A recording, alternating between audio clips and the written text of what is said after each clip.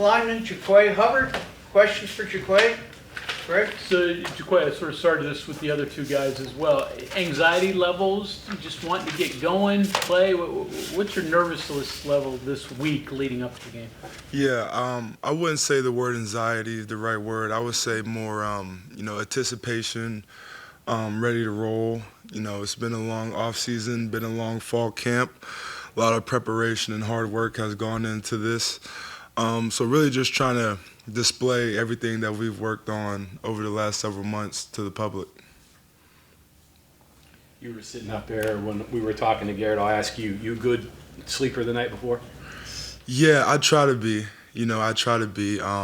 Throughout the day, I listen to, like the day before the game, I like to listen to more calmer music to keep my mind relaxed and not get too hyped. The night before a game, the sleep is vital, so I do everything I can. Talking to Coach Mike, Haley, our nutrition staff, Sophia, our sports psychiatrist. A lot of things go into it, but definitely try to get some good rest before the game. So you say calmer music, be more ballads than hip hop, maybe? I would say it's more of a calmer hip hop, if you could picture that. I guess. Still needs some rawness in there. All right. You saw their defensive line last year as well. Some new pieces in there, but their edge guys are very good. What do you see? You're a guard, so you may not necessarily face them, but what do you see of their defensive line as a whole? Yeah, their defensive line, they're very well disciplined. They like to move and get vertical up the field. They're pretty twitchy. They have good hand placement. They like to strike people in the run game. So it'll definitely be a battle, but we are fully confident that we'll handle the job well. We've been preparing very well, watching a lot of film, and we go against a great defensive line every day. So we're ready for the matchup for sure. Garrett mentioned those edge rushers. What are the issues trying to lock them up? Obviously, the tackles, it's big on them, but you've got some responsibility there too. So. Yeah, I would just say mainly ball get off. They like to really get off the ball. I would say you want to get off the rock and get your hands on them, slow them down a little bit. Reading them, giving them some eye candy so they can't just mesh charge all the time. Just different things you could do throughout the game plan to, slow them down. But, you never want to be intimidated by that. We want to just still treat them how we'll treat, the same opponent in week 8. Just trust your fundamentals and trust your technique and play with passion. They got a big Mike. I mean, that's a guy you're going to have to reach a lot. What's his challenges with their Mike linebacker? Yeah, he's quick, reads and reacts very well, has a knack for trying to get the ball out. So really just, angles beat speed. Technically, me and him are not the same speed, so I gotta set the right angle and when I get to the point of attack, be physical with my hands, and I think we'll be all right. What's the impact of having played them last year? I mean, last year was going into an unknown. You do have game film last year, even though different coaches, things like that are a little different. Yeah, huge to be able to play them last year to kind of see, maybe some tendencies that they may have. Clearly that was a year ago, so some of those could break. But you rely on some of those. Just kind of some things that they may do, having an idea on how they'll try to attack maybe our weaknesses to maybe sharpen them up by game time. Gives you a real good advantage. What worked well for you last year against them, you think? Yeah, I would say just being physical, running the ball. As Garrett mentioned, there was some third downs we wish we had back, some red zone opportunities that we've really harped on this offseason, 4-point plays, we call them, going from a field goal to a touchdown. But yeah, I think being physical, running the ball, and just embracing the environment, embracing the atmosphere, not backing down from the 110,000 people that were there.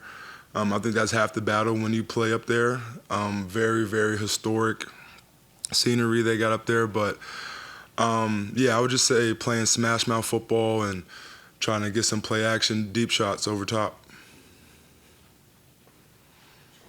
Western Pennsylvania guy, I think you've admitted to us in the past you didn't like Pitt. What were your thoughts of Penn State growing up? Yeah, man.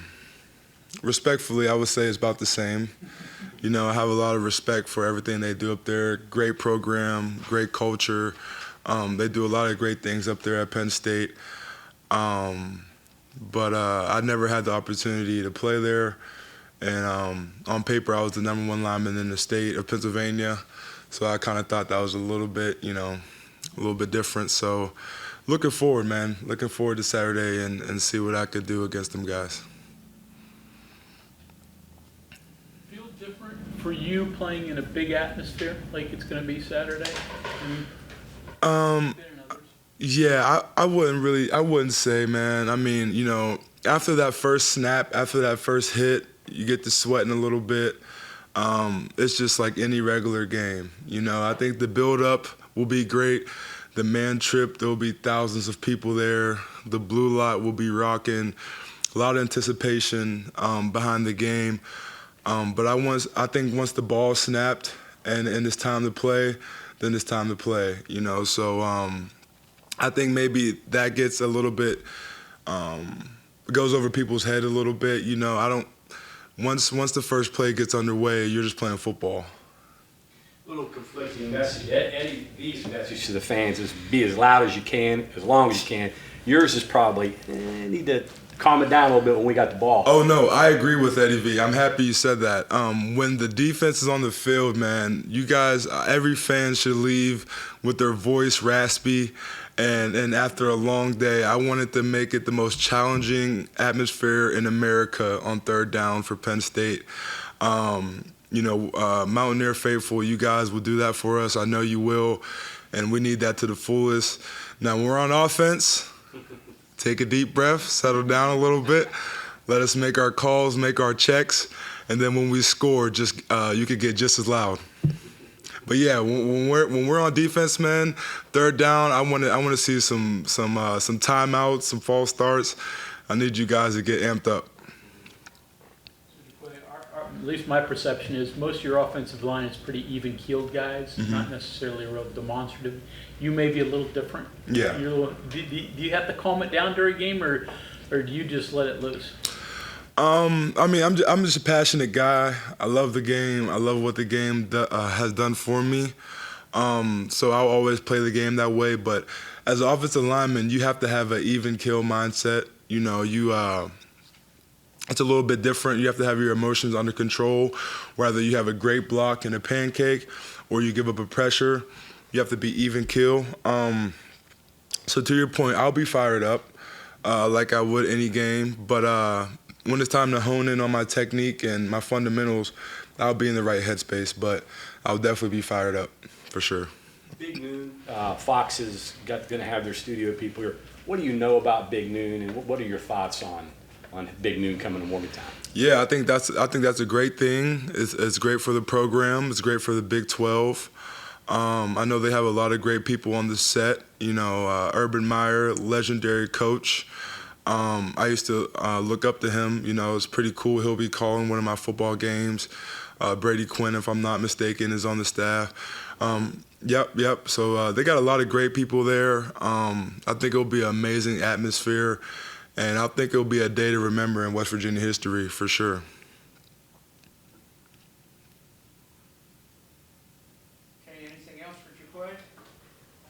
Appreciate you guys.